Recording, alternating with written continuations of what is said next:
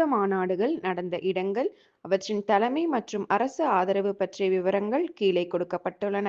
மாநாடு ஆண்டு கிமு கிபி இடம் கூட்டிய மன்னர் தலைமை. முதல் பௌத்த மாநாடு கிமு 483 ராஜகிரகம் சப்தபர்ணி குகை அஜந்தா சத்ரு மகத மன்னன் மகாகசிப்பர். இரண்டாம் பௌத்த மாநாடு கிமு 383 வைசாலி காலசோகன் சிசுநாக வம்ச மன்னன் சபகாமி. மூன்றாம் பௌத்த மாநாடு கிமு 250 அல்லது 251 பாடலிபுத்திரம் அசோகர் மௌரிய பேரரசர் மெகாலிபுத்த திஸ்ஸா.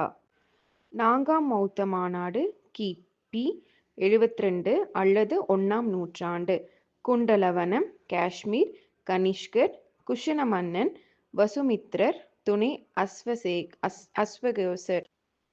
இவற்றுக்கு பிறகு தேரவாத பௌத்த மார்பில் பர்மா மியான்மர் நாட்டில் மேலும் 2 மாநாடுகள் நடந்தன.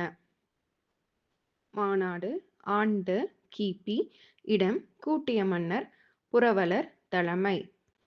ஐந்தாம் பௌத்த மாநாடு 1871 மண்டேலா பர்மா மன்னர் மின்டோன் ஐகர பிவம்ச நரேந்திர பிதாஜி சுமங்கலசாமி.